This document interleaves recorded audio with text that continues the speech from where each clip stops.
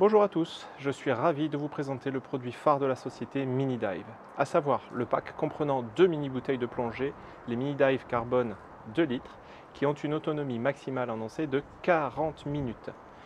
Le mini-compresseur, là je n'ai pas pris l'option avec la pompe, et deux harnais qui permettent de maintenir la bouteille sur votre torse. La société Minidive m'a offert ce pack afin que je puisse le tester. Je vous mets leur lien en description ainsi que les recommandations d'utilisation. Il n'a été fixé aucune contrainte, je suis donc libre de vous exprimer mon opinion sur ce produit que j'ai hâte de tester. Je vais tout d'abord procéder à l'ouverture des colis, puis nous chronométrerons le remplissage des bouteilles avant d'effectuer un test en piscine, en statique. Enfin, j'irai faire un test en conditions réelles, en pleine mer. Nous allons donc ouvrir le premier des petits colis qui contient la bouteille. Waouh, c'est magnifique, regardez ça. Hop, donc la bouteille de 2 litres en carbone, le manomètre, le détendeur, la notice d'utilisation, une espèce de petit bouchon et le harnais. À première vue, la finition a l'air vraiment excellente. Très beau matériel. Ce n'est pas si lourd que ça. Je pense que ça va être facile à utiliser sous l'eau.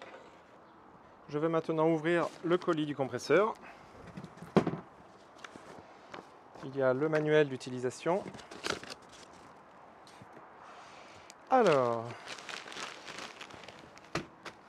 nous avons le charbon, une petite pompe ou un transformateur,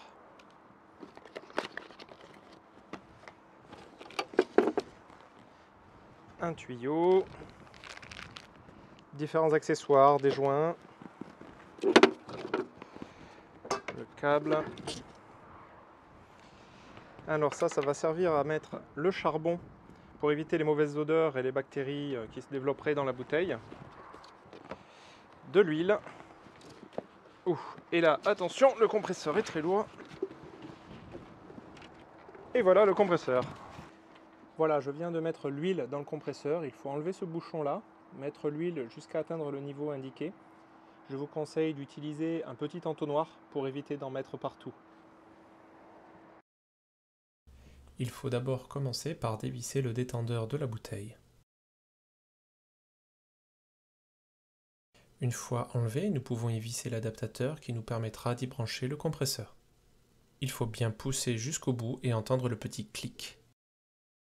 Faites très attention à ne pas toucher ces différents tuyaux métalliques qui sont brûlants une fois le compresseur allumé. Les tuyaux en caoutchouc du refroidissement, eux, seront tièdes. Il faut bien veiller à ce que la pompe et l'extrémité du deuxième tuyau soient toujours immergées dans l'eau douce.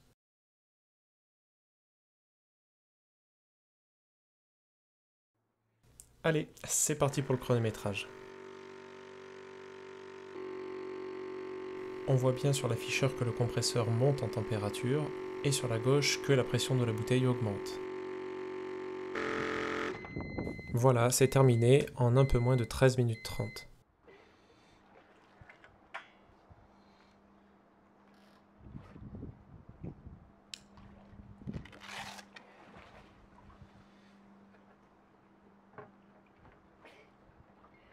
Lors de l'installation du harnais, il faut bien attacher et régler la sangle autour du torse pour qu'il soit bien stable.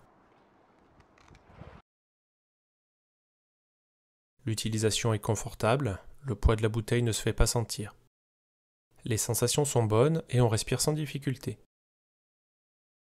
On peut voir que le fond de la bouteille cherche un petit peu à remonter. Sur ce test, la bouteille est simplement posée sur ma main. Je ne la tiens pas, on voit qu'elle n'est pas équilibrée mais que la flottabilité est bien neutre. Lorsque je fais des mouvements d'avant en arrière, ce déséquilibre se sent assez peu et la bouteille reste bien en place. J'ai réussi à tenir environ 30 minutes malgré mes mouvements et mes différents tests.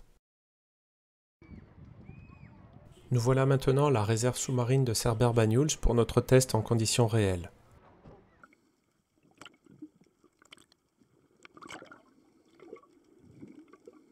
Comme vous avez pu le voir en piscine et ici, il est impératif d'avoir une ceinture de plomb afin de ne pas remonter sans cesse. L'utilisation est toujours aussi agréable et le matériel se fait rapidement oublier, même si la bouteille cherche toujours à remonter un petit peu sur le côté. Cette sensation n'est vraiment dérangeante que lorsque les courants sont plus forts et remontent la bouteille encore plus facilement vers le menton. C'est vraiment très agréable de pouvoir se concentrer sur la plongée, sur les photos, sans avoir à remonter tout le temps pour respirer. J'ai même fait tester rapidement le matériel à mon fils de 8 ans qui s'est tout de suite senti à l'aise sous l'eau et peu gêné alors que le harnais était encore réglé à ma taille. Malheureusement, pour le test en bateau avec un ami ayant un niveau 3 en plongée, les conditions n'étaient pas bonnes. Beaucoup de vent, visibilité très mauvaise, mais il a tout de même pu tester le matériel et me faire part de ses observations.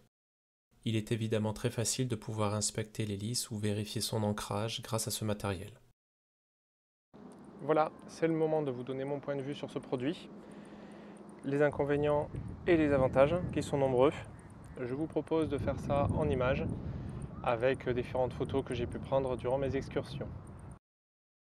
Tous les éléments sont de très bonne qualité, la finition est excellente, la bouteille en carbone est légère ce qui facilite son transport.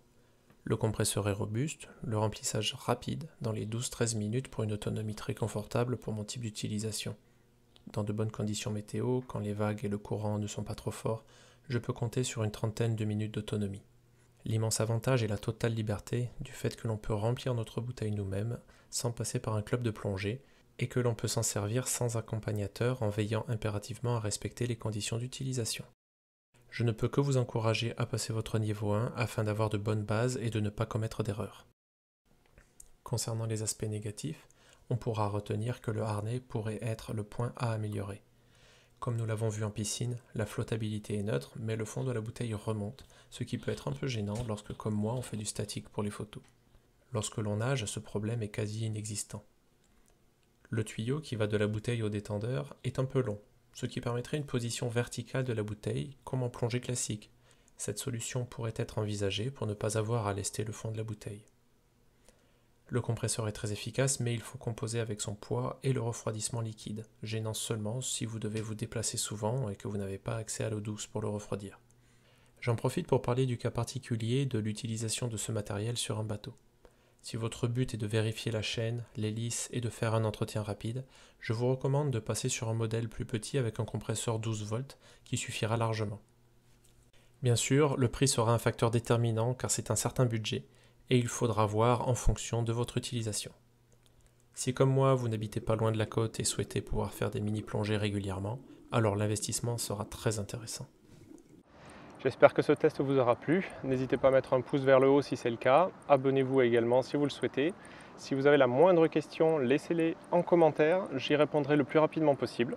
Et puis je vous dis à bientôt.